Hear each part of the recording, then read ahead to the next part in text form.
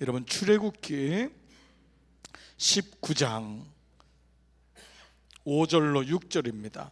출애굽기 19장 5절로 6절. 오늘은 이제 두 번째 우리 언약의 말씀인데요. 여러분 성경 가지신 분 성경 보시고요. 앞에 PPT 말씀은 두 절이니까 우리 같이 한 목소리로 우리 두 절 말씀을 같이 읽겠습니다. 자, 5절 6절 다 같이 여러분 읽겠습니다. 합독합니다. 시작. 세계가 다 내게 속하였나니 너희가 내 말을 잘 듣고 내 언약을 지키면 너희는 모든 민족 중에서 내 소유가 되겠고 너희가 내게 대하여 제사장 나라가 되며 거룩한 백성이 되리라. 너는 이 말을 이스라엘 자손에게 전할지니라. 아멘, 아멘. 우리 한번 크게 아멘 하십시다. 할렐루야. 자, 우리 앞뒤로 좌우로 우리 방송으로 예배하시는 분들도 함께 축복하겠습니다. 잘 나오셨습니다. 잘 나오셨습니다. 참 잘 나오셨습니다. 네, 오늘 나오신 여러분 모두를 주님 이름으로 축복합니다. 우리 2층에도 여러분 잘 나오셨습니다. 또 오늘 온라인으로 예배하시는 분들도 그곳에서 여러분 은혜 받기를 축복합니다. 자, 오늘 두 번째 시간입니다. 첫 번째 시간이 언약으로 읽는 하나님 말씀으로 우리 지난 한줄기 목사님이 첫 번째 말씀을 창세기 말씀을 통해서 이제 주셨고요. 오늘은 이제 두 번째 말씀으로 최원재 목사님이 출애굽기부터 이제 가나안 땅 들어가는 여정까지의 말씀을 나누도록 하겠습니다. 제가 오늘 굉장히 기분이 좋습니다. 강사를 소개하는 게 이렇게 좋은 줄 몰랐어요. 너무너무 마음이 흡족하고 너무 감사해요. 앞으로 계속 이렇게 해야 될 것 같아요. 너무 우리 목사님들이 일치월장하시고 너무 은혜도 받고 첫 시간 이미 한 목사님 통해서 귀한 첫 번째 시작이 됐는데요. 오늘은 또 더 은혜가 되고 기대가 되는 줄 믿습니다. 우리 최 목사님 나오실 때 여러분 정말 사랑하고 축복합니다. 우리 목사님 감사합니다. 저에게 말씀 주세요. 우리 기쁨으로 박수로 여러분 맞이하겠습니다.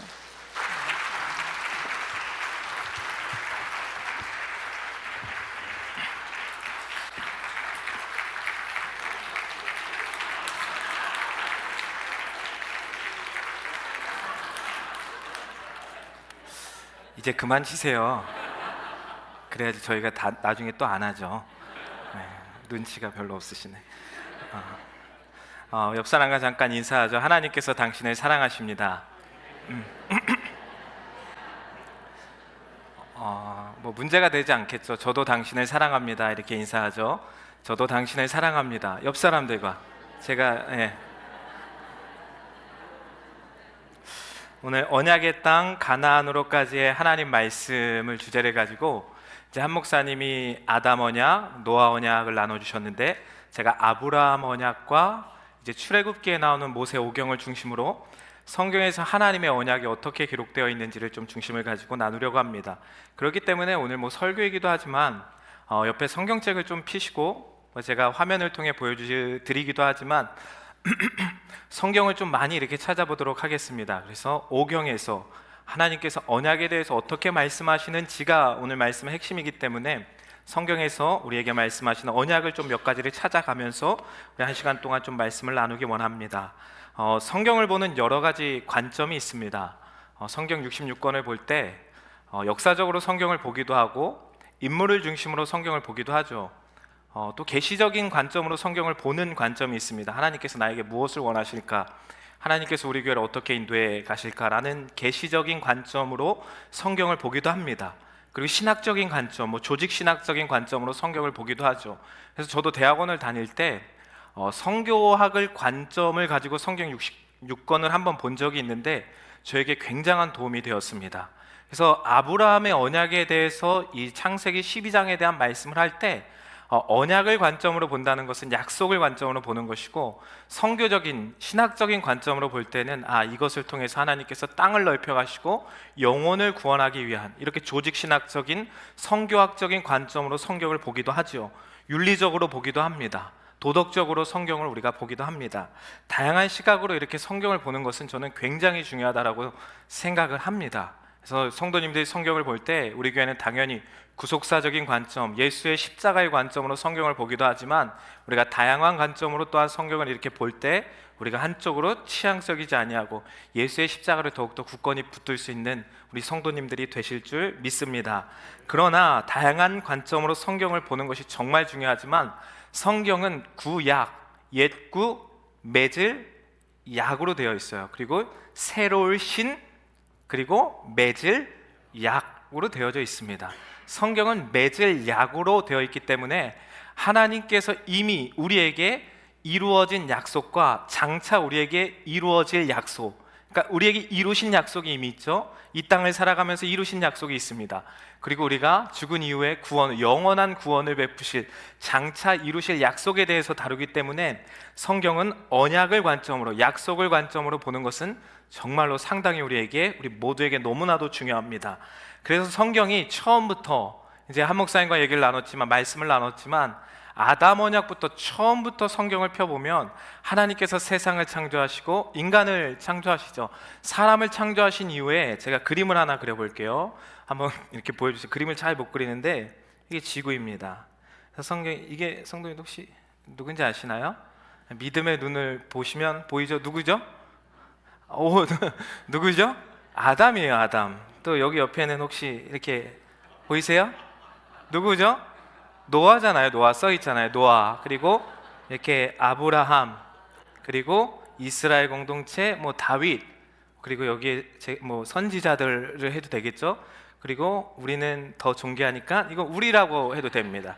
그래서 지구에서 하나님께서 모든 성경은 이렇게 우리들을 부르신 것으로 시작이 됩니다.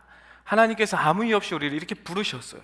하나님께서 약속을 해주셔서, 그래서 이 베드로전서 2장 9절의 말씀은 성경을 보는 아주 중요한 구절이 되기 때문에 우리 모든 성도님들이 1대1 하시는 분들은 대부분 암송을 하고 계시겠지만 이 말씀을 암송하는 것은 상당히 중요합니다. 너희는 택하신 족속이요 왕같은 제사장이요 거룩한 나라요 그의 소유된 백성이니 이는 너희를 어두운 데서 불러내어요. 이게 그러니까 지구 위에서 우리를 창조하시고 불러내어 너희를 기이한 빛에 들어가게 하신 이의 아름다운 덕을 선포하게 하려 하심이라. 그래서 하나님께서 약속을 통해서 성경이 이렇게 그려진다라는 것은 우리를 부르셨고, 우리를 부르셔서 이 마음에 하트로 그냥 표현한다면, 십자가를 표현한다면 예수 십자가를 우리에게 예수 기이한 빛에 들어가게 하신 아름다운 이에 우리에게 먼저 그걸 주신 거예요. 그리고 다시 한번 우리를 어디로 이끄십니까? 다시 이쪽으로 이렇게 이끄시는 거예요. 이게 약속입니다. 하나님께서 우리를 부르셨어요. 그리고 우리 가운데 독생자 예수 그리스도 구원을 주셔서 여기서 개인적인 구원입니다. 이게 끝이 아닙니다. 내가 구원을 받았구나, 하나님께서 은혜를 주셨구나, 우리 가정이 하나님께 약속을 받았구나가 끝이 아니라 이는 너희를 불러내어 그의 기이한 빛에 들어가게 하신 이의 아름다운 덕을 선포하게 하려 하심이라. 이게 사실 이 베드로전서 2장 9절 말씀이 우리 목사님들이 또 성경을 보시면서 다양한 관점들이 있지만 언약을 풀어가는데 하나님께서 우리를 부르시고 구원시켜 주시고 다시 한번 하나님의 복음을 전하는 일로 우리를 부르신 거예요. 그래서 오늘 우리가 출애굽기 19장 5절에서 6절까지의 말씀을 읽었지만 하나님께서 거룩한 나라, 내 소유, 우리의 하나님께서 백성으로 삼으신 이 말씀이 우리를 불러내셨다, 이 말씀으로 이렇게 관통이 되어지는 것입니다. 그런데 제가 성도님들에게 한 가지만 좀 물어보겠습니다. 성도님들, 근데 제가 이렇게 사람들 한 7명 그렸잖아요. 저희까지, 나까지 포함해서 이렇게 그림을 그렸는데 이 사람들이 언약에 성공했나요? 실패했나요? 언약을 맺는데 하나님이 우리를 불러서 언약을 맺어주셨는데 사람들이 성공했나요? 실패했습니까? 다 실패했습니다. 저도 실패하고 여러분들도 실패하고. 기분 나쁘진 않으시죠? 다 실패했습니다. 다 실패했기 때문에 신약에 누굴 보내주시는 거예요? 새 언약 대신 예수 그리스도를 보내셔서 우리가 아무리 하나님과 나와의 맺은 언약을 지키려고 애쓰고 힘쓰고 노력하고 혀도 꽉 깨물어보고 다른 생각, 잡념을 치우고 거룩으로 막 무장하려고 해도 인간들은 그 언약을 맺는데 다 실패했습니다. 그것을 실패했기 때문에 예수 그리스도, 새 언약 대신 예수 그리스도께서 오셔서 영원한 언약, 완전한 언약, 그 십자가를 통해 이루시는 것이 성경 66권에 전체적으로 흘러가는 흐름이라는 것입니다. 그렇기 때문에 이 내용이 우리가 아마 이제 목사님들과 2주, 3주, 4주, 5주, 6주 우리 담임 목사님 마지막 말씀 전하실 때까지 6주간 나눌 말씀이 이러한 흐름으로 흘러간다는 것을 한번 기억해 보시면서 우리 지난 시간 하나님께서 아담과 노아를 통해 언약을 맺으셨죠. 언약, 무지개 언약에 대해서 히브리어가 뭐였죠? 퀘셰트였잖아요. 그래서 아담의 계보가 사실 죽임을 당해야 되고 사람의 계보가 다 죽임을 당해야 되는데 퀘셰트, 무지개 언약을 통해서 하나님께서 그 저주를 다 받아내시죠. 이게 언약이에요. 그래서 그 십자가, 제가 답을 얘기했나요? 이 퀘셰트가 상징하는 게 뭐죠? 십자가. 그래서 모든 언약은 십자가와 기결이 되는 것이, 그래서 하나님께서 그 언약을 맺은 거예요. 내가 너희를 대신해서 저주를 받겠다. 십자가를 상징하는 거잖아요. 그래서 오늘 제가 잠깐 그러면서 다시 한번 묵상하다가 이 화면을 보시면 창세기 8장 1절에 한번 하나님이 노아와 그와 함께 방주에 있는 모든 들짐승과 가축을 기억하사 하나님이 바람을 땅 위에 불게 하심에 물이 줄어들었고, 이 바람이라고 하는 단어가 루아흐라고 하는 단어입니다. 근데 바람, 성령님이 등장하시자 지금 물이 어떻게 됐습니까? 노아의 홍수에 물이 줄어들었다. 이 물이 사실 죽음을 상징하거든요. 물이 넘쳐나면 심판, 죽음을 상징하잖아요. 근데 우리가 다 죽임을 당해야 되는데 성령님 루아흐가 다시 한번 등장해요. 이 루아흐란 단어가 8장에서 다시 등장을 하는데 원래 어디에서 처음 이 단어가 등장을 합니까? 한 목사님과 나눴던 창세기 1장 2절, 혼돈하고 공허하고 흑암이 깊음 위에 있는데 하나님의 영은 수면 위에 운행하시니라. 그 하나님의 영이 죄를 짓고 나서 다 없어졌어요. 그런데 다시 한번 이 바람이 등장함으로 인해서 죽음에서 완전히 건져내시는, 그렇기 때문에 우리가 노아 언약에 대해서 나눴을 때 완전한 재창조를 하신 거예요. 그래서 9장 1절과 이렇게 이어지는 것입니다. 같이 한번 읽어볼까요? 시작. 노아와 그 아들들에게 복을 주시며 그들에게 이르시되 생육하고 번성하여 땅에 충만하라. 이 말씀 어디서 많이 보시지 않았어요?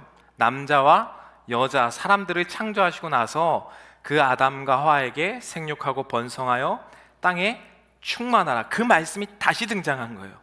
다 죽음을 당해야 되는데, 다 멸망을 당해야 되는데 다시 한번 하나님께서 퀘셰트 언약을 통해서 이들에게 기회를 주시면서 생육하고 번성하여 땅에 충만하라.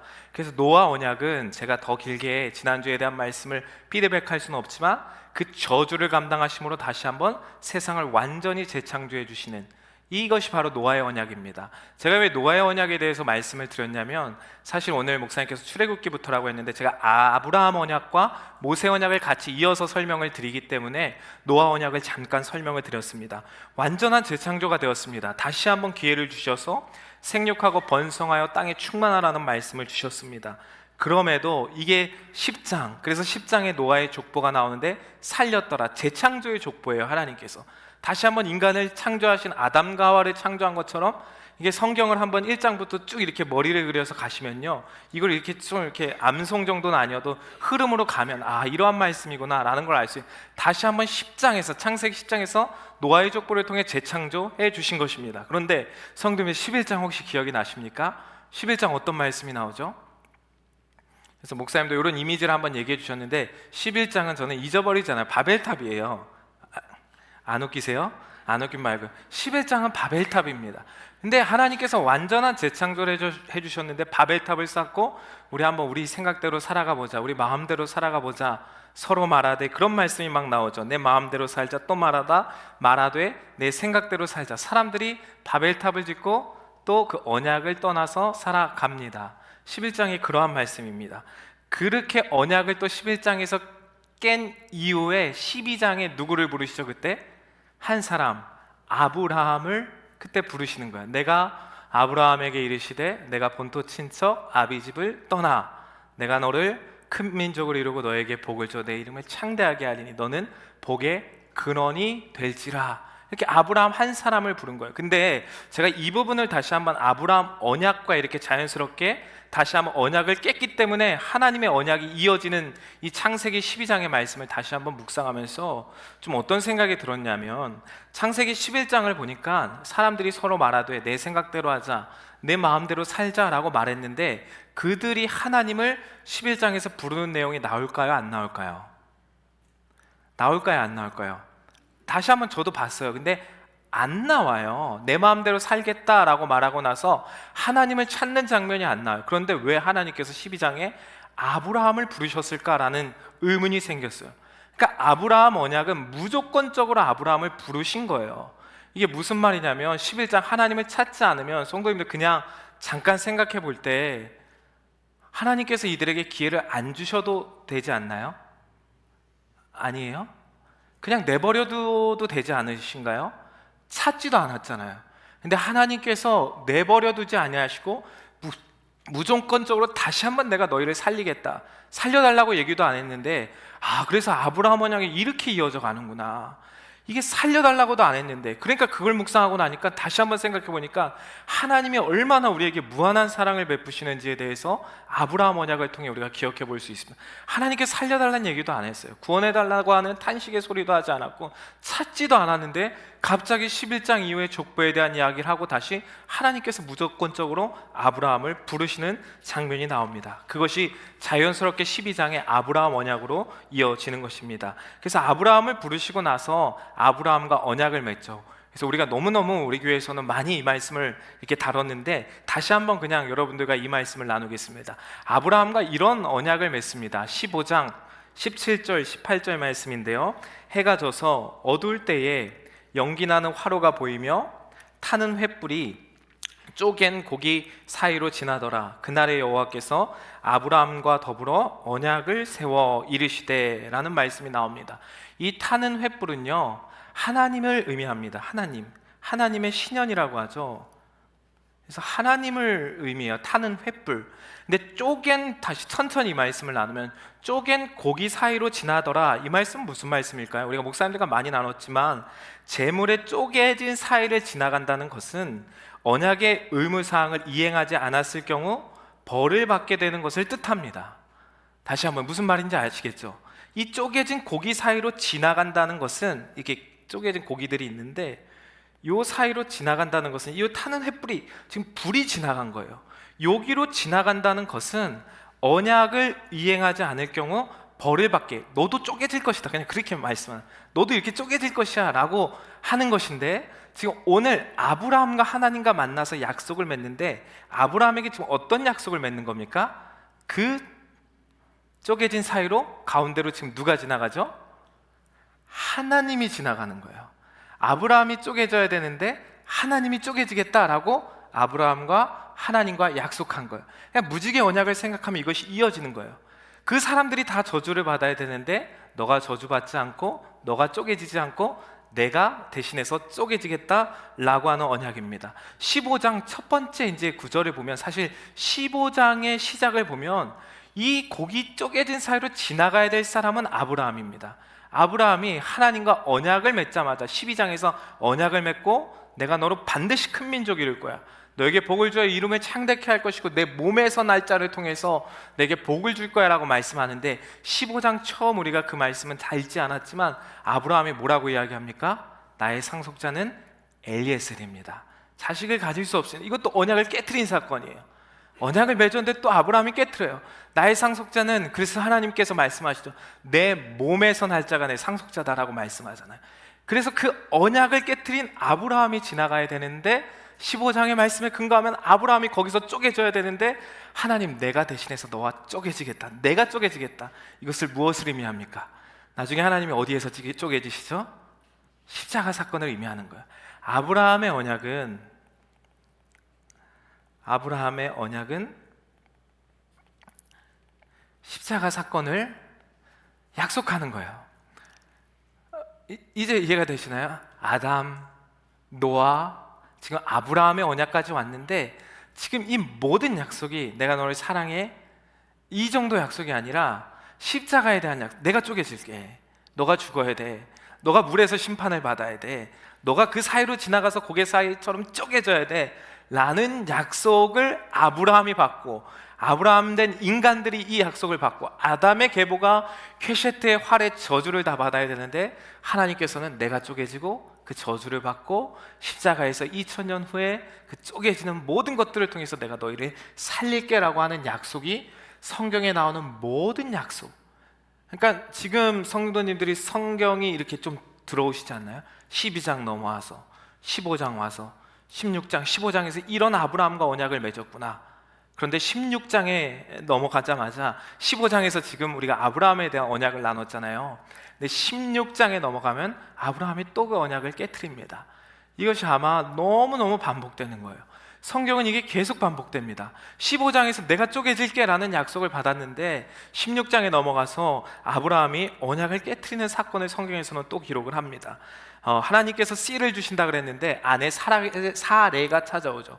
사레가 찾아와서 우리 이대로 가다가는 하나님의 약속이 우리를 통해 이루어지지 않겠습니다. 사레가 막 아브라함을 꼬십니다. 그래서 내 몸종 하갈이 있는데 하갈을 통해서 우리가 이제 씨를 한번 이어가면 될 것 같습니다. 안 그러면 이것을 이어가지 않으면 하나님의 약속 우리를 통해 분명히 이루어지지 않습니다. 그러니까 아내들이 진짜 중요합니다. 아내들이 중요해서 이거 하다 밑에 썼어요. 아내들이 중요해요. 사례가 와서 내 몸종 하갈 빌려줄 테니까 당신 그렇게 해서라도 씨를 받아야겠습니다. 그래서 난종이 누구입니까? 누구죠? 이스마엘이에요. 그게 16장 말씀이에요. 15장에서 언약을 맺고 16장에서 또 언약을 깨트리는, 그게 창세기의 흐름입니다. 그 언약을 깨트리고 이제 이스마엘을 낳는데, 그렇다고 해서 하나님께서 이스마엘을 버리진 않죠. 그거에 대한 말씀 이후에 나눌 기회가 있으면 나누면 좋겠지만, 이스마엘 낳고 하나님의 언약을 깨트립니다. 언약을 잊어버리고 딴짓을 하죠. 언약을 깬 아브라함이 받아야 될 저주가 있습니다. 왜냐하면 하나님과 15장에서 약속했잖아요. 아브라함이 받아야 될 저주가 뭐죠, 성도님들? 이제 15장 16장으로 흘러왔어요. 아브라함이 받아야 될 저주가 무엇입니까? 쪼갠 고기 사이로 아브라함이 지나가서 아브라함이 쪼개져야 돼요. 그 저주를 받아야 합니다. 아브라함을 죽일 수 없어서 이 17장이 할례에 대한 말씀이 나오잖아요. 그래서 아브라함을 죽일 수 없어서 16장에서 죽여야 되는데 죽일 수 없어서 쪼갠 고기 사이로 아브라함이 지나가야 되는데, 지금 자다 깬 사람들은 자꾸 고기 얘기하니까 지금 몇 분이 보여서 그래요. 하다 고기 얘기하니까 이렇게 깨신 분이 있는데, 그래서 쪼갠 고기 사이로 아브라함이 지나가야 되는데 17장에 넘어와서 그래서 할례의 말씀을 기록하는 거예요. 할례가 쪼개지다, 잘려나가다 라는 뜻이거든요. 그래서 아브라함이 죽어져야 되는데 내가 널 죽일 수는 없어. 그래서 할례의 언약을 맺는데, 이 할례 언약의 의미가 무엇이냐면, 아브라함이 할례 언약을 통해서 언약을 깨면 나도 하나님의 언약에서 잘려나간다는 것을 하나님과 다짐하는 거예요. 내가 다시 한번 언약을 깨면 이 하나님 진짜로 이 표피를 베다, 이 잘려나감을 통해서 내가 이젠 정말로 쪼개지고 잘려나가고 희생을 당하겠습니다. 하나님과 다시 한번 약속을 하고 다짐을 하는 거예요. 이거 이제는 좀 지겹지 않습니까? 그런데 그 이후에도 아브라함이 언약을 지켰습니까? 이스라엘 백성들이 언약을 지켰습니까? 안 지켰습니까? 지키지 못했습니다. 깨트렸습니다. 이거는 진짜 이제는 성경의 흐름이 이렇게 가는 거예요. 이거는 정말 죽여줘야 되고 이제는 끝인 거예요. 이스라엘 백성을 구할 수가 없는 거예요. 하나님은 이거를 봐줄 필요도 없는 거예요. 또 깨고 또 깨어지고 또 깨어지고 또 깨어지고, 잘려나가야 되는데 잘려나가지 않고, 그래서 대신해서 2000년 후에 잘려나가신 분을 대해서 계속해서 성경은 드러내고 있는 거예요. 잘려나가야 되지만 잘려나가신 분이 누구니? 라고 계속 성경을 통해, 할례의 언약을 통해 19장, 20장, 21장, 그런데 27장까지만 제가 할 거예요. 지금 지레 겁을 먹고 50장까지 이렇게 가시겠구나 하는 분들이 있는데, 17장까지 이 흐름을 아시고 나면 족장, 아브라함과 이삭과 야곱과 요셉의 맺은, 아브라함이 얼마나, 야곱이 얼마나 하나님을 속이는 자였습니까? 그런데 또 하나님이 약속하시는 거예요. 이삭을 통해 또 약속하시는 거예요. 그래서 창세기 22장에 모리아 사건이 나오는 거예요. 그걸 통해 다시 한번 십자가를 약속하는 거예요. 야곱의 사건을 통해, 요셉의 사건을 통해, 다시 한번 다말의 사건을 통해 십자가를 약속해 주시는 거예요. 이 관점을 가지고 다시 한번 창세기를 우리가 이렇게 보기 시작하는 거예요. 이게 바로 아브라함의 언약, 우리 한 목사님과 나눴던 아담 언약, 노아 언약, 아브라함 언약, 이삭과 야곱의 언약. 뭐 야곱의 언약, 그리고 우리가 뭐 다윗과만 맺는지, 다윗과만 이렇게 하나님께서 모세와 다윗 이렇게 이어지는 것 같지만 사실 로보암에게도 언약을 맺으시고 여로보암에게도 언약을 맺으십니다. 하나님이 이렇게 계속해서 언약을 맺으세요. 실패하는 인간 가운데. 그래서 계속해서 우리에게 드러내는 게 뭐라고요? 실패하지만 대신해서 쪼개지는 십자가. 그것을 기억하라는 거예요. 그거 기억하면 살 수 있다라고 성경은 계속해서 우리에게 구속사적인 묵상으로, 언약의 말씀이 이러한 말씀이구나라면 성경을 통해 이제 볼 때, 아, 하나님 다시 한번 내게 약속하시는구나. 내가 너를 사랑한다가 아니라 사랑하는 증거로 십자가를 통해서 나에게 보여주시는구나를 우리가 아마 묵상을 할 수가 있습니다.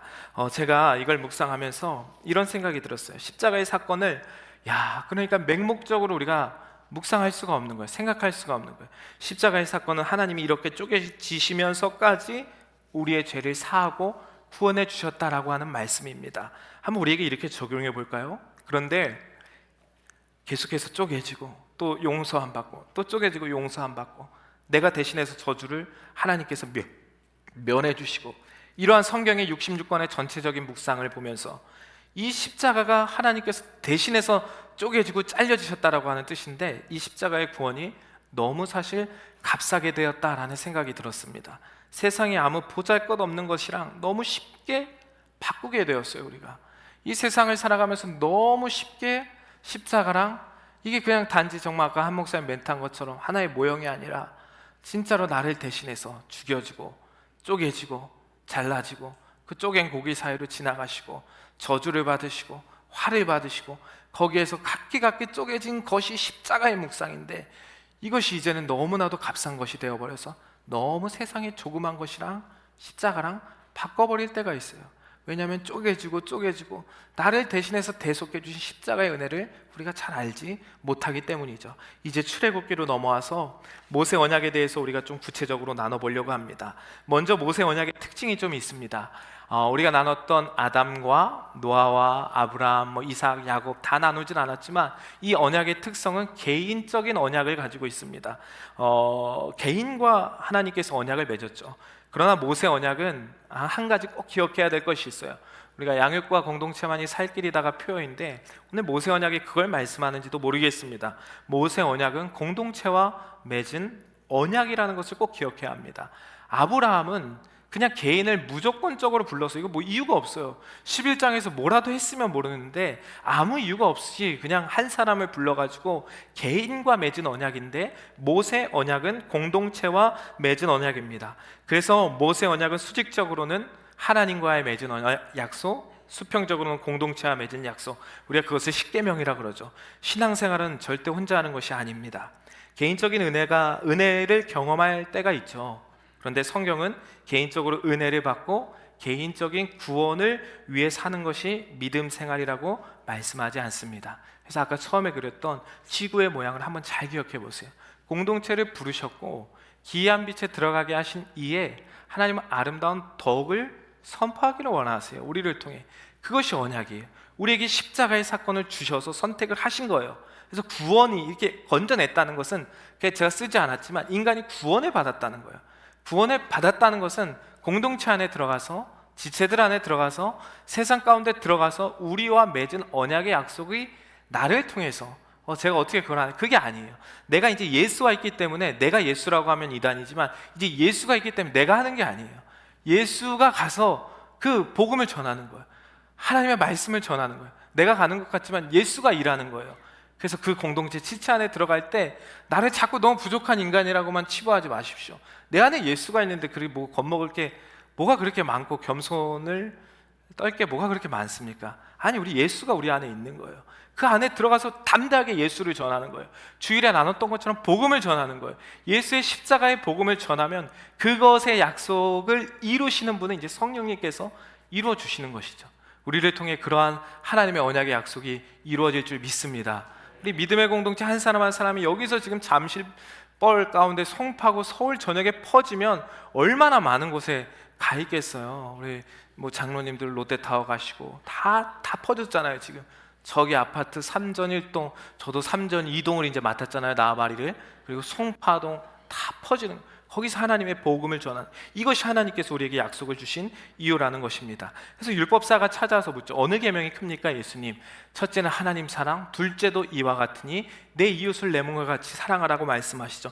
그 다음에 이 두 계명이 온 율법과 선지자의 강령이라는 말씀을 합니다. 강령은 크레마누미라는 단어를 쓰는데 달려있다라는 뜻입니다. 그러니까 이 선지자 모든 율법은 하나님 사랑과 이웃 사랑에 달려있다, 모든 것이 여기에 달려있다라고 말씀을 하는 거예요. 신앙생활하면서 성도님들이 혹시 저는 점검해야 될 것이 있다라고 생각합니다. 모세 언약에 대한 말씀을 나누면서 하나님 사랑, 이웃 사랑의 마음이 우리에게 지금 사순절 가운데도 이웃 사랑에 대한 마음을 품고 나아가잖아요. 신앙생활하면서 어느 정도 치우쳤다라고 생각하면 하나님께 은혜를 구해야 합니다. 하나님, 제가 이쪽을 너무 치우쳤습니다. 이 균형을 잘 이루어야 합니다. 그것이 하나님께서 우리를 통해 기뻐하시는 저는 믿음이라고 생각을 합니다. 모세 언약은 두 가지로 나눌 수 있습니다. 첫 번째는 이렇게 한번 적어보세요, 여러분들이. 시내산 언약,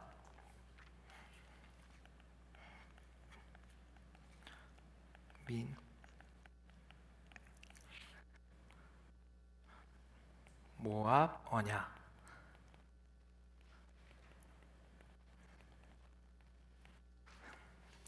그래서 모세 언약은 사실 출애굽기, 레위기, 민수기, 신명기까지 전체를 의미하는 거예요.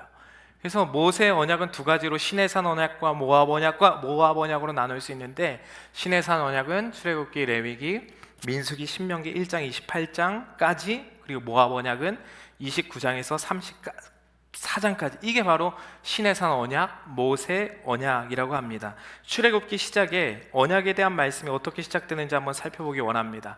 1장 7절 말씀을 우리 같이 한번 한 목소리로 함께 읽어볼까요? 시작. 이스라엘 자손은 생육하고 불어나 번성하고 매우 강하여 온 땅에 가득하게 되었더라. 출애굽기의 시작이 아브라함의 언약의 성취로 시작이 되어집니다. 우리 성도님들도 출애굽기를 피자마자 아마 내가 너로 큰 민족 이루고 너에게 복을 주어 내 이름을 창대하게 하리니 한 사람을 불렀잖아요.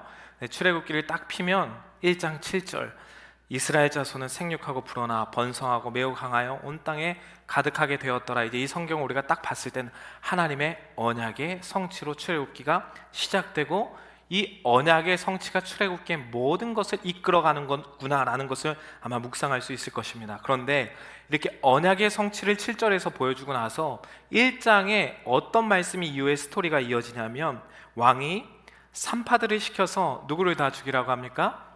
남자아이, 사내아이를 다 죽이라는 명령을 합니다. 하지만 모든 것이 다 무산이 되고 말죠.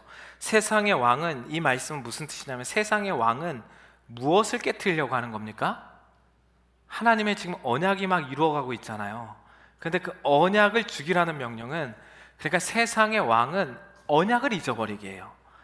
너무 간단한 적용이지 않습니까? 이 세상을 살아갈 때 고된 노동으로 말미암아 애굽 생활을 하게 하면서 하나님과 성도님들 한 사람 한 사람과의 맺은 언약, 아브라함과 하나님과의 맺은 언약이 아니라 나와 하나님과의 맺은 언약을 잊어버리게 해요.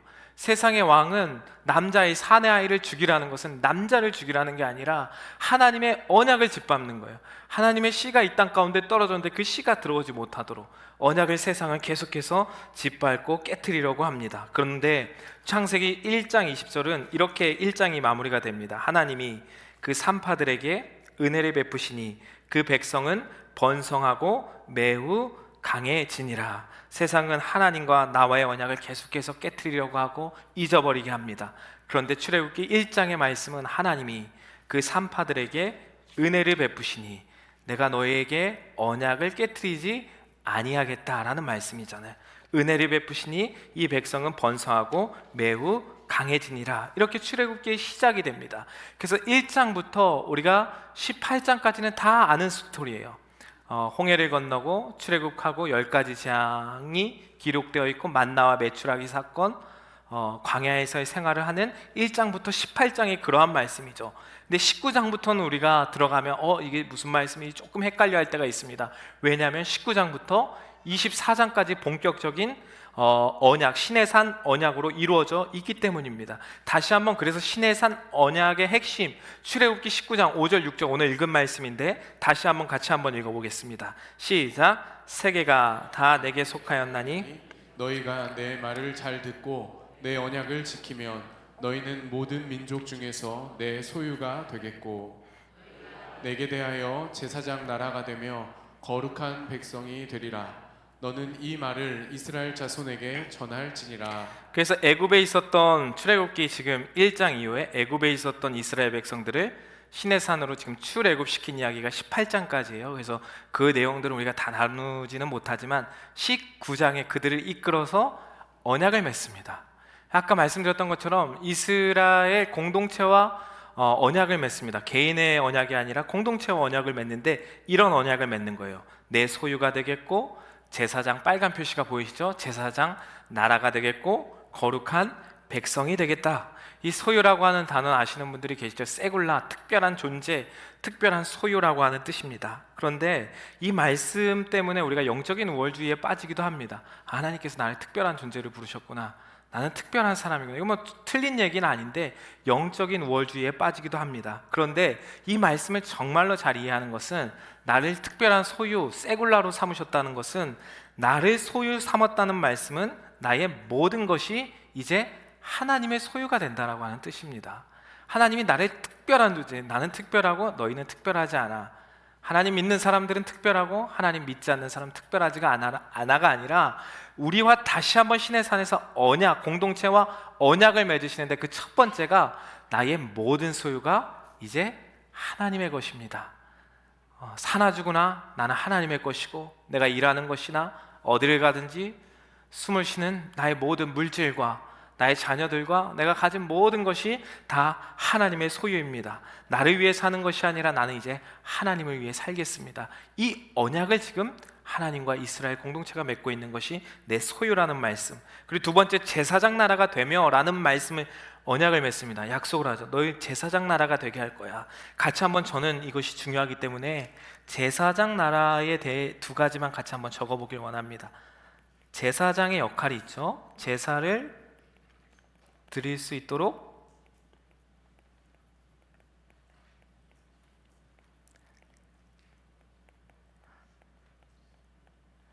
풀어서,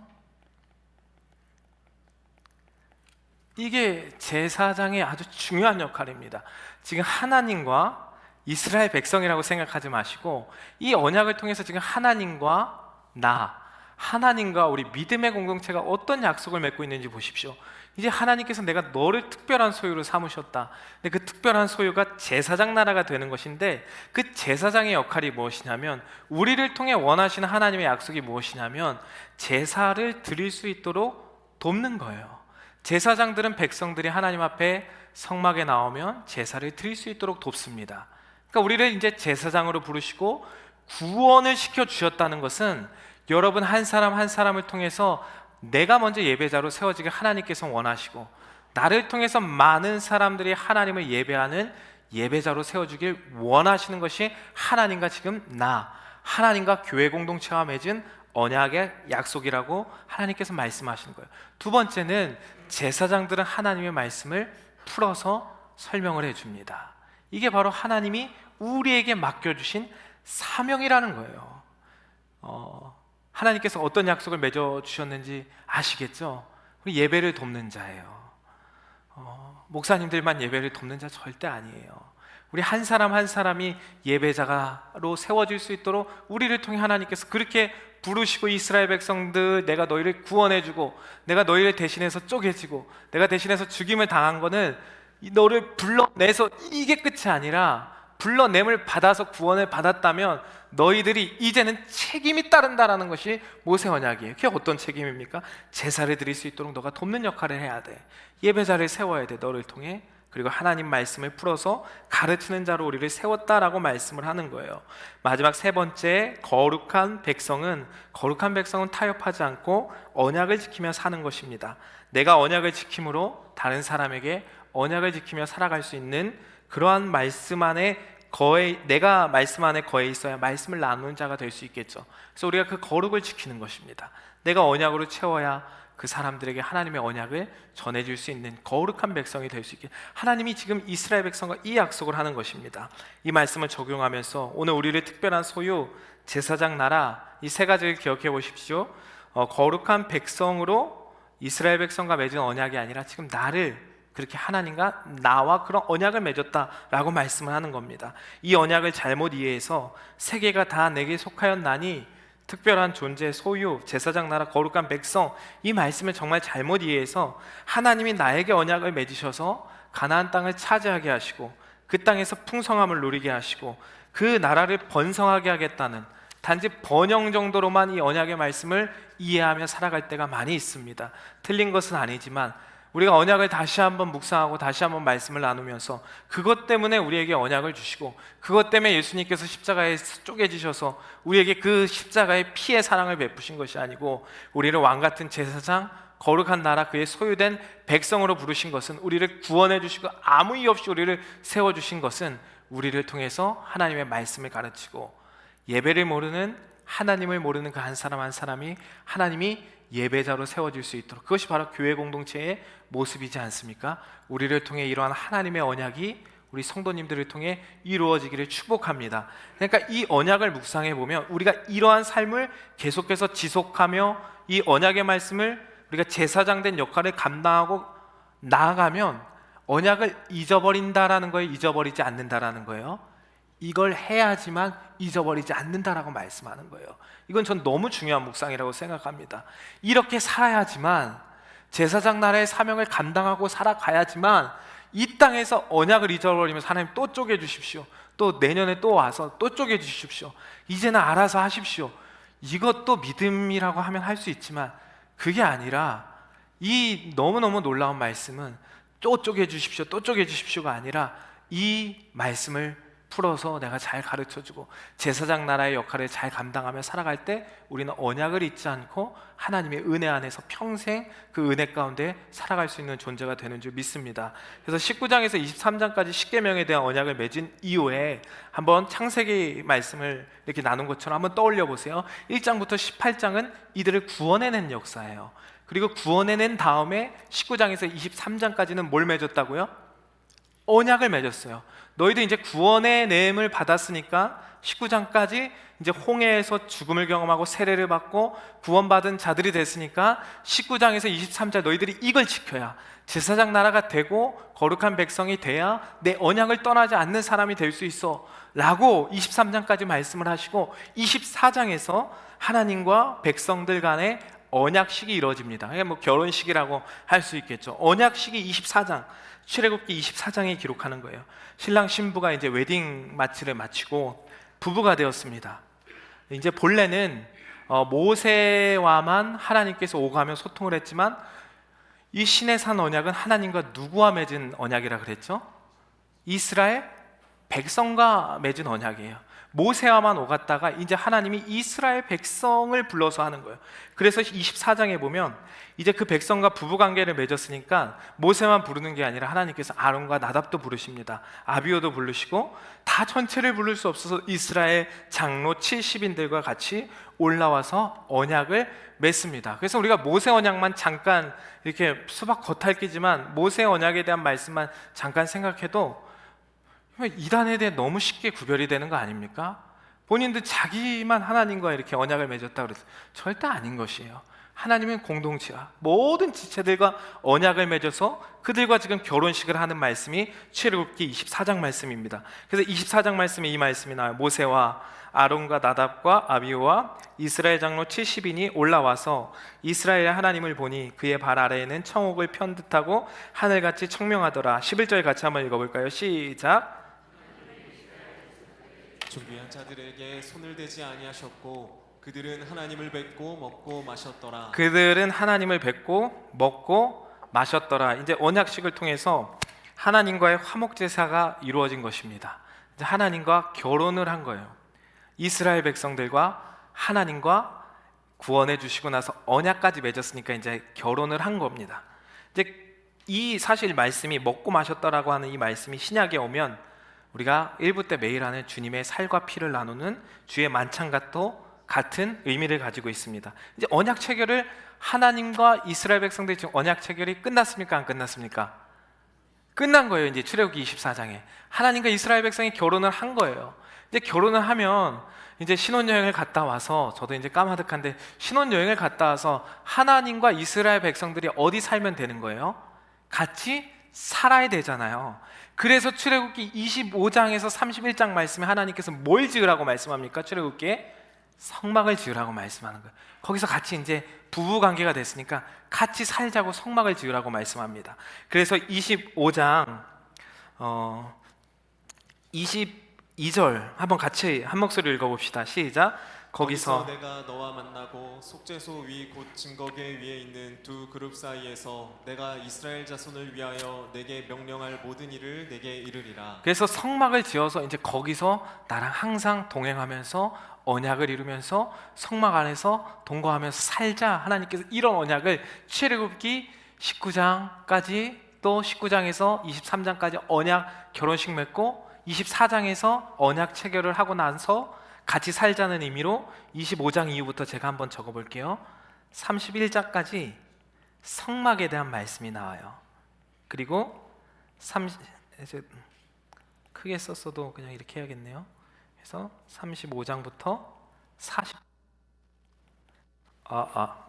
35장에서 이렇게 세 단락으로 40장까지, 25장에서 40장까지 이렇게 세 단락으로 출애굽기를 나눌 수 있습니다. 31장까지 우리 성막에서 같이 교제를 나누면서 동행하면서 살자. 그런데 이 중간에 성도님들 출애굽기 혹시 퀴즈예요. 제가 선물은 모르겠으나 한번 32장에서 34장까지는 어떤 말씀이 출애굽기에서 기록을 하고 있죠, 성도님들? 눈치가 있으면 빨리 펴보시면 됩니다. 어떤 말씀을 기록하고 있죠? 32장 1절 말씀입니다. 백성이 모세가 산에서 내려오미 더딤을 보고 모여 백성이 아론에게 이르러 말하되 일어나라 우리를 위하여 우리를 인도할 신을 만들라. 이 모세 곧 우리를 애굽 땅에서 인도하여 낸 사람은 어찌 되었는지 알지 못함이니라. 그래서 언약 백성들은 지금 성막에서 25장 31장 성막을 짓고 여기서 살면 되는데, 백성들이 출애굽기 32장에서 34장은 금송아지 언약을 지금 하나님과 맺었던, 몇 장에서 맺었어요. 이거 암송하면 좋아요. 왜냐하면 성경을, 저도 이거를 뭐 별거 아닌 지식인데 암송을 하면 이 성경을 이렇게 진짜 이렇게 그나마 볼 수 있는 조금이나마 아주 부족한 지식이지만, 아, 성경이 이런 말씀이구나. 몇 장에서 지금 언약을 맺었죠? 24장에서 지금 언약 체결이 끝났어요. 그래서 25장부터 31장까지는 성막에서 같이 교제를 누리자. 여기서 평생 살면 되는 거예요. 하나님을 예배하면서 평생 여기서 하나님과 교제하며 살면 되는데, 그거를 못 견디고 세상에 다시 한번 나가서 우리를 위하여 우리가 금송아지를 만들자라고 합니다. 그래서 이 다음 말씀에 보면 이 범죄한 언약을 깨트린 사건이잖아요. 그래서 모세가 하나님께 올라가서 중보기도를 하는 말씀이 나옵니다. 어찌하여 애굽 사람들이 이르기를 여호와가 자기의 백성을 산에서 죽이고 지면에서 진멸하려는 악한 이들로 인도해 내었다고 말하게 하시려 하나이까. 주의 맹렬한 노를 그치시고 뜻을 돌이키사 주의 백성에게 이 화를 내리지 마옵소서. 13절 같이 한번 읽어볼까요? 시작. 주의 종 아브라함과 이삭과 이스라엘을 기억하소서. 주께서 그들을 위하여 주를 가르쳐 맹세하여 이르시기를 내가 너희의 자손을 하늘의 별처럼 많게 하고 내가 허락한 이 온 땅을 너희의 자손에게 주어 영원한 기업이 되게 하리라 하셨나이다. 주님 어찌하여, 그러니까 모세가 중보자가 우리가 예수 그리스도라는 거 알잖아요. 모세가 하나님께 올라가서 어찌하여, 그러면서 15절에 구체적으로 어떤 기도를 올리냐면 주의 종 아브라함과 이삭과 이스라엘을 기억하소서. 이게 여러분들 언약을 이제 공부하면 답을 아실 거예요. 어떤 기도를 하고 있나요? 지금 모세가 언약을 기억해 달라는 기도를 하는 거예요. 하나님, 창세기 15장에 우리 맺은 언약 알죠? 하나님 노아의 때 맺은 언약 기억하시죠?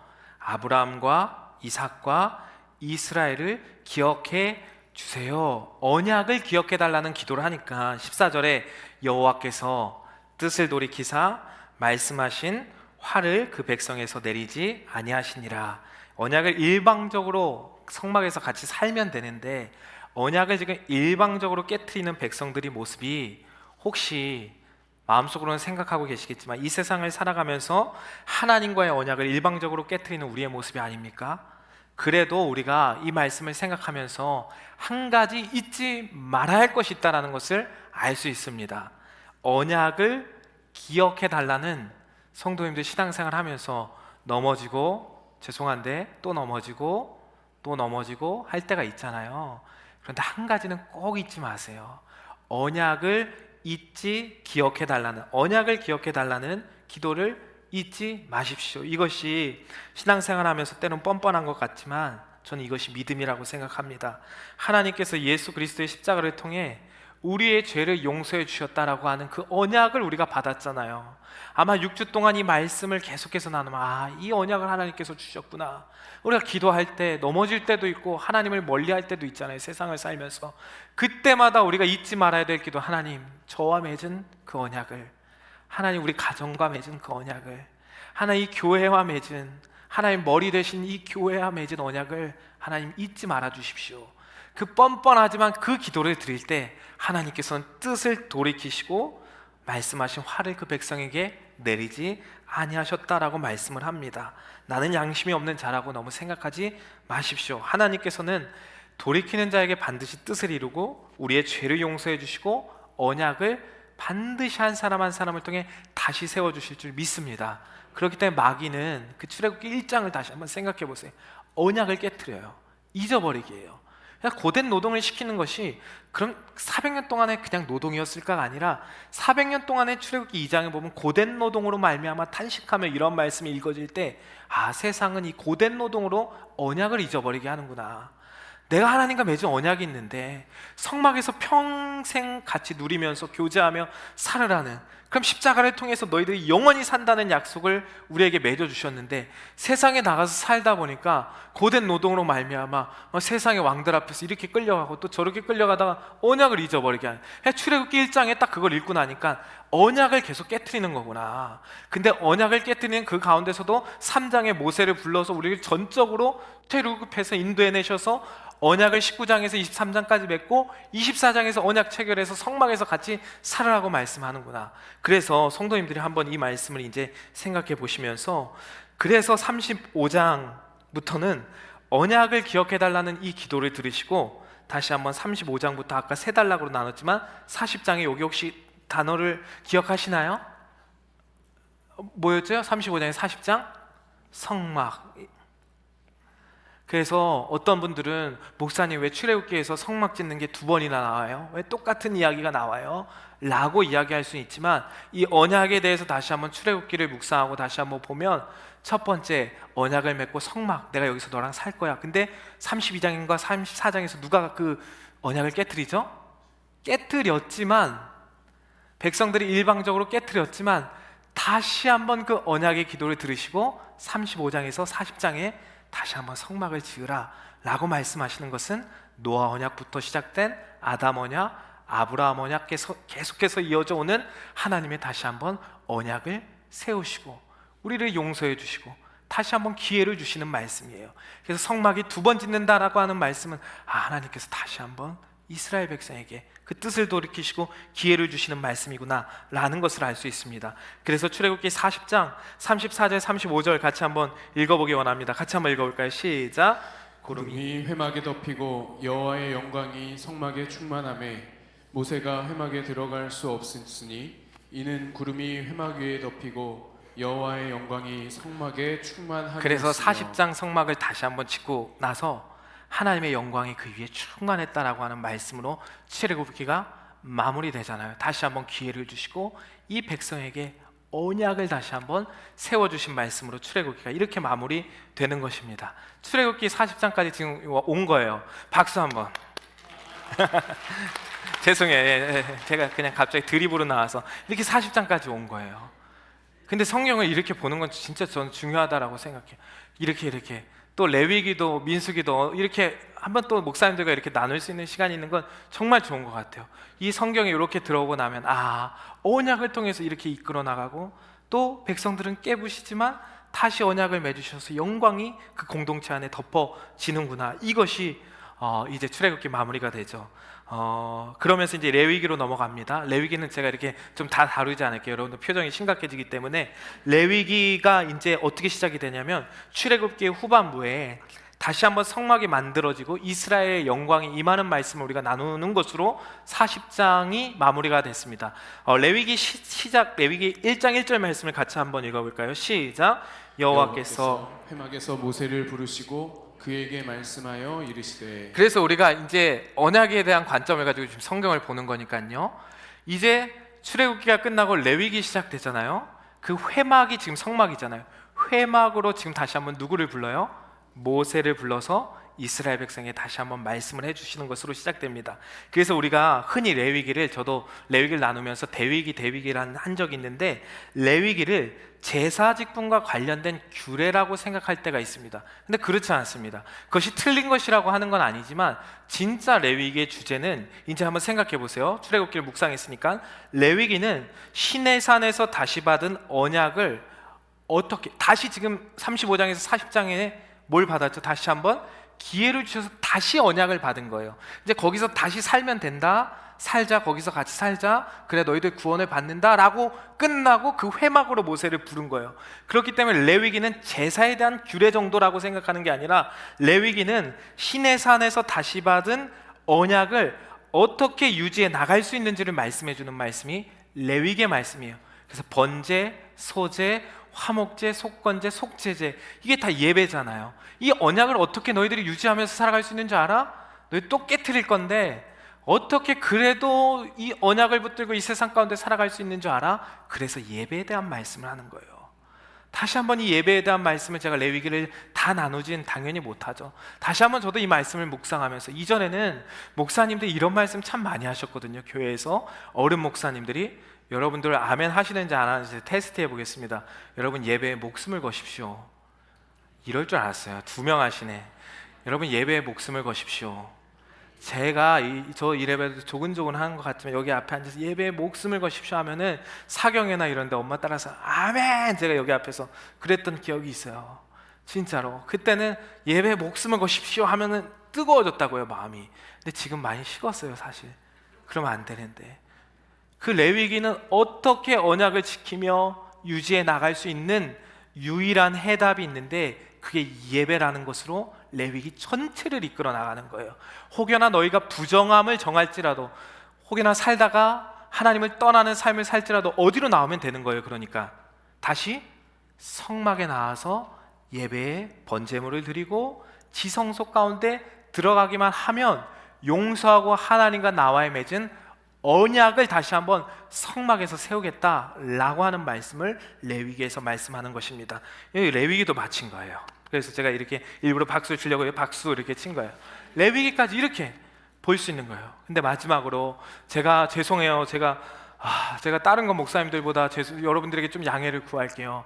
제가 다른 말씀 전하는 건 목사님들보다 못해도 하나님 저가 그래도 잘하는 건 있어요. 목사님들보다 10분은 빨리 잘 끝낼 수 있어요. 이거 약속했거든. 하나님과 저와의 약속이었어요. 제가 그건 자신 있어요. 제가 다 말씀 전하는 거 진짜 자신 없어요. 하나님, 저는 늘 자신이 없어요. 근데 빨리 끝내는 건 자신 있어요. 그렇게 했는데 오늘 그냥 준비한 거 좀 해도 될까요? 네, 조금만 더 오버가 돼도 제가 이게 막 너무 급하니까 마지막으로 신명기에 나타난 하나님의 언약을 조금 자세히는 아니어도 준비한 걸 좀 살펴볼게요. 이게 성경 자체를 좀 살펴보는 게 지금 중요한 또 시간이라고 제가 여겨지기 때문에 한번 살펴보겠습니다. 신명기에 나타난 하나님의 언약에 대해 잠깐 살펴보겠습니다. 신명기는 1장에서 아까 나눴지만 28장까지 시내산 언약입니다. 그래서 이거는 우리가 새벽 예배 때 묵상을 했기 때문에 모압 언약으로 이렇게 신명기가 구성이 돼서, 그래서 28장까지는 아니어도 우리가 시내산 언약을 성도님들이 이제 다 알 수 있죠. 누구에게? 모세가 고별 설교를 하면서 누구에게 한 거죠? 대상이 출애굽 2세대들에게 다시 한번 아까 우리가 나눴던 19장에서 23장까지의 시내산 언약을 다시 한번 출애굽 2세대들에게 모세가 설명을 해준 거예요. 왜냐하면 왜 설명을 해줬냐면은 출애굽 2세대는 이거 들은 적이 없어요. 성경에 그게 안 나오더라고요. 저도 찾아보고 책 자료도 찾아보니까 아마 부모님들에게 들었을 수는 있겠죠. 시내산 언약이 이런 거다. 근데 성경엔 나오지 않더라고요. 이들이 이 언약에 대해 모르니까 이 언약을 모세가 죽기 전에 고별 설교에서 1장에서 28장까지 10계명을 중심으로 다시 한번 하나하나 풀어서 언약의 말씀을 설명한 것이 시내산 언약 1장부터 28장까지의 말씀입니다. 시내산 언약의 마지막 28장만 제가 좀 언급을 하고 이렇게 넘어가 볼게요. 28장 1절 말씀입니다. 28장 1절 내가 내 하나님 여호와의 말씀을 삼가 듣고 내가 오늘 내게 명령하는 그의 모든 명령을 지켜 행하면 내 하나님 여호와께서 너를 세계 모든 민족 위에 뛰어나게 하실 것이라. 왜 28장만 나누냐면요, 시내산 언약의 결론의 말씀이에요. 근데 결론의 1절에 어떻게 이야기를 하냐면 28장에서 모든 명령을 지켜 행하면 너에게 복을 줄 것이다. 그래서 우리가 신명기 28장 1절에서 14절까지의 말씀 제일 좋아하는 한국교회 성도님들이 들어가도 나가도 복 받고 그런 말씀이 나오는 거예요. 그런데 15절부터 68절까지 비교적 긴 말씀이 저주에 대한 말씀이 나옵니다. 대표적으로 15절 한 절만 읽어보죠. 같이 한번 읽어봅시다. 시작. 내가 만일 내 하나님 여호와의 말씀을 순종하지 아니하여 내가 오늘 내게 명령하는 그의 모든 명령과 규례를 지켜 행하지 아니하면 이 모든 저주가 내게 임하며 내게 이를 것이니. 1절부터 14절까지는 시내산 언약의 마지막이 너희들이 이 명령 지키면 복 줄 거야. 그런데 지키지 않으면 저주가 임할 것이야 라고 시내산 언약이 28장까지 마무리가 됩니다. 성도님들, 만약에 말씀이 이렇게 마무리가 되면 여기서 살아남을 자가 누구 있습니까? 이거 지킬 사람이 있어요? 613가지를 잘 지키다가도 한 가지를 못 지키는 사람들이 우리잖아요. 여기 신명기 시내산 언약이 마지막 여기에서 마무리가 28장에서 마무리가 된다면 우린 사실 다 죽임을 당하고 고기 사이로 쪼갠 사이로 지나가야 되는 사람이 누구예요? 우리가 돼야지. 여기서 저주의 화살을 받아야 될 사람들은 우리예요. 왜냐하면 이걸 지키지 않으면 너희들 저주가 임할 것이야 라고 말씀하는데 우리 14절의 말씀만 아멘 하잖아요. 근데 반드시 저주에 대한 말씀은 3배를 이야기하거든요. 근데 여기까지 시내산 언약을 마무리하면 살아남을 자가 사실 아무도 없습니다. 그렇기 때문에 모세 언약의 결론이 여기서 끝나지 않고 중요한 아까 29장에서 34장 모압 언약을 남겨두시면서 마지막 이 모압 언약까지를 우리가 이해해야 이것이 모세 언약의 마무리 결론이구나를 이해를 할 수가 있습니다. 그래서 모압 언약을 29장에 이렇게 이야기를 합니다. 호렙에서 이스라엘 자손과 세우신 언약 외에 여호와께서 모세에게 명령하여 모압 땅에서 그들과 세우신 언약의 말씀은 이러하니라. 30장 1절 같이 한번 읽어보죠. 시작. 내가 내게 진술한 모든 복과 저주가 내게 임함으로 내가 내 하나님 여호와로부터 쫓겨난 모든 나라 가운데서 이 일이 마음에서 기억이 나거든.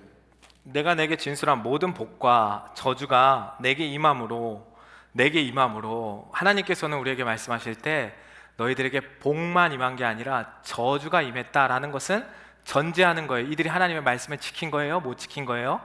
너희들이 못 지켜서 내가 내 하나님 여호와로부터 쫓겨난 모든 나라 가운데서 이 일이 마음에서 기억이 나거든 이라고 하나님께서 말씀을 하는 것은 여호와로부터 쫓겨난 모든 나라 가운데서 하나님께서는 이스라엘이 불순종해서 포로로 끌려갈 것을 미리 알고 계시고 미리 하나님의 말씀을 지키지 못할 것을 저주당할 것을 알고 계시고 그에 대한 대응책으로 저주받지 않고 다시 한번 회복할 수 있는 말씀을 모압 언약으로 이렇게 마무리를 짓는 것입니다. 그래서 모압 언약이 너무너무 중요한 거예요. 사실 시내산 언약 28장까지 하면 우리 여기 다 살아남을 자가 없어요. 그런데 모압 언약에서 우리에게 이끌어주는 눈에 띄는 단어가 있습니다. 2절 말씀입니다. 너와 내 자손이 내 하나님 여호와께로 돌아와 내가 오늘 내게 명령한 것을 온전히 따라 마음을 다하고 뜻을 다하여 여호와의 말씀을 청종하며 내 하나님 여호와께서 마음을 돌이키시고 너를 긍휼히 여기사 포로에게 돌아오게 하시되 내 하나님 여호와께서 흩으신 그 모든 백성 중에서 나를 모으시리니. 5절 같이 읽읍시다. 시작. 내 하나님 여호와께서 너를 내 조상들이 차지한 땅으로 돌아오게 하사 내게 다시 그것을 차지하게 하실 것이며 여호와께서 또 내게 선을 행하사 너를 내 조상들보다 더 번성하게 하실 것이며. 돌아오다라는 슈브라고 하는 단어가 나옵니다. 너희들이 이후에 28장의 말씀을 다 지키면 정말 좋지만 이 땅에 살아갈 때 신의 산 언약, 나와 너와 맺은 그 결혼의 언약, 출애굽기 24장에서 맺은 도장 찍었던 언약을 깰 날도 분명히 오게 될 것이라는 걸 난 알고 있어. 하나님께서 이 말씀하는 거예요. 그런데 그럴 때에도 이스라엘 백성이 아까 모세가 올라가서 언약을 기억해 달라는 기도를 했던 것처럼 너희들이 그 하나님께로 슈브, 그 포로된 때로 저주가 임해서, 저주가 안 임했다고 얘기하지 않잖아요. 저주가 임해서 포로된 나라로 가게 될지라도 너희들이 뭐라 그러죠?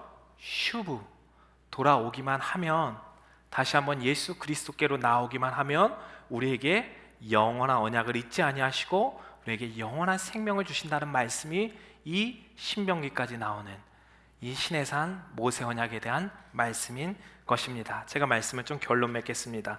노아와 이제 아담, 아브라함, 다 나누지 않았지만 이삭, 야곱, 모세, 여기까지 우리가 언약을 나눴는데 이스라엘 백성들과의 언약, 하나님께서 우리와 계속해서 약속하는데 이 사람들이 또 깨고 또 언약을 깨고 언약을 하나님께서 회복해 주시고 또 다시 한번 성막을 지으시고, 이런 말씀으로 성경은 사실 아마 목사님들과 내일, 다음 주, 다다음 주 나올 때 이러한 반복된 말씀을 보면서 왜 이렇게 반복이 되지? 선지서에 가면 이게 너무너무 반복이 되는 거예요. 그런데 그 모습 가운데 그 모습이 우리라는 것이 발견이 됩니다. 우리도 이 약속을 매번 떠날 때가 많죠. 배신합니다. 이것이 성경 전체에 흐르는 맥락이기도 하지만 이것이 우리의 모습입니다. 613개 율법이 인간이 잘 지키고 애쓰고 노력해서 613가지를 잘 지킨다 해도 한 개를 지키지 못해서 자책하고 괴로워하는 사람들이 바로 우리입니다. 매일마다 동물을 쪼개도 그 다음날 또 동물을 쪼개야 하는 사람들이 우리입니다. 우리가 이렇게 연약한 사람들이기 때문에, 그래서 우리에게 누구를 보내주셨죠? 새 언약, 예수 그리스도 아니면 이거 답이 없는 거구나. 성경은 이걸 우리에게 보여주고 성경을 읽을 때 이 시선으로 우리에게 성경을 볼 때 초청하는 거예요. 예수 아니면 답이 없구나. 그래서 하나님의 아들 예수 그리스도의 복음의 시작이라, 복음이 시작되었다라고 마가복음이 시작되는 거예요. 너희들 끝났지? 인간의 역사 끝났지? 혀도 깨물어 봤지? 노력해 봤지? 그 잡생각, 죄의 생각을 잊어버리게 하려고 별의 별 생각 거룩함으로 막 채워보려고 별의 별짓을 다 해봤지? 저는 진짜 혀를 깨물어 본 적도 있어요. 죄를 안 지어보려. 그거 다 해봤지? 아니야. 예수 안으로 들어갈 때, 새 언약 대신 예수 그리스도를 우리 가운데 들어올 때, 그것만을 믿고 나아갈 때 우리에게 영원한 생명을 주신다라는, 그것으로 돌아오기만 하면, 슈브, 예수께로 돌아오기만 하면 넘어지고 금송아지 섬기고 또 언약을 깨트리고 바벨탑을 짓고 그렇게 한다고 할지라도 하나님께서는 우리와의 언약을 잊지 않겠다라고 말씀해요. 전제 조건 돌아오기만 하면입니다. 그래서 성경은 이 한 절로 정리가 되는 것입니다.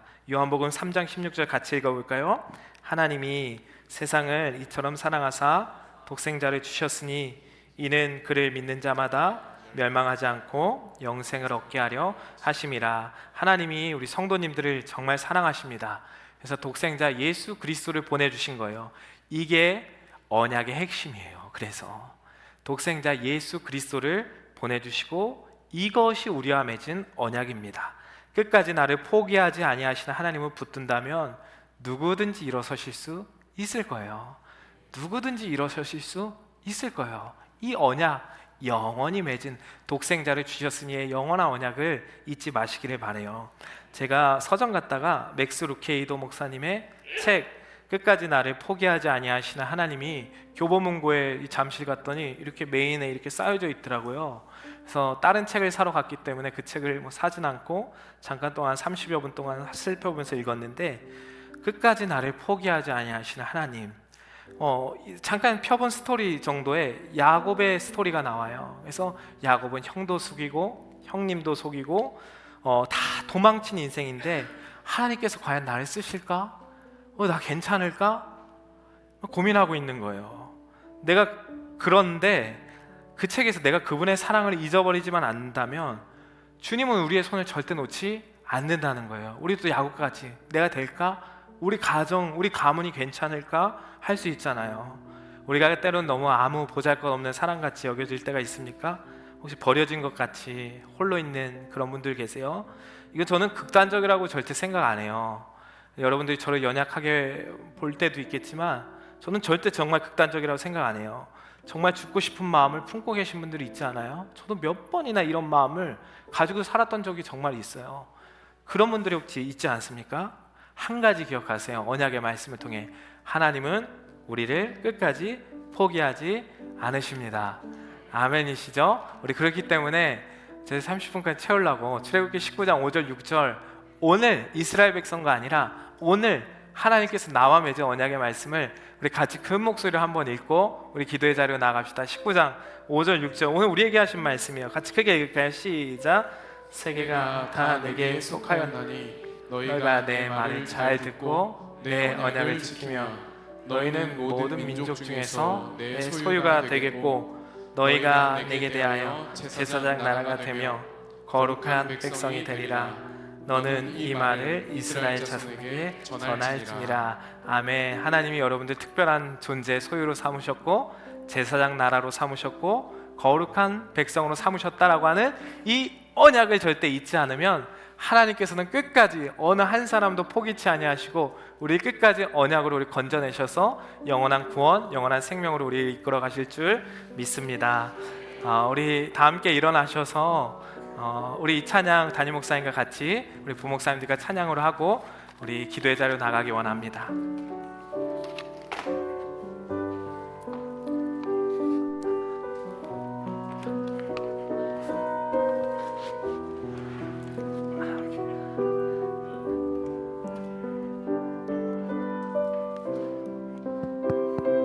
우리 같이 찬양하십시다. 오늘 말씀 기억하면서 찬양하는데 제가 한 가지 말씀을 좀 드릴게요. 여러분 오늘 이 말씀은 그냥 은혜 받은 것으로 끝나면 안 돼요. 여러분들이 이번 그 전체 언약의 이 말씀은 성경 전체를 보는 눈을 갖는 거예요. 그러니까 오늘 이 말씀으로 그냥 은혜 받고 아멘해서 끝나면은 또 잊어버려요. 여러분들 오늘 처음 이제 말씀과 오늘 두 번째 최 목사님 통해서 이제 신명기까지 온 거예요. 사실 여호수아까지 온 거예요.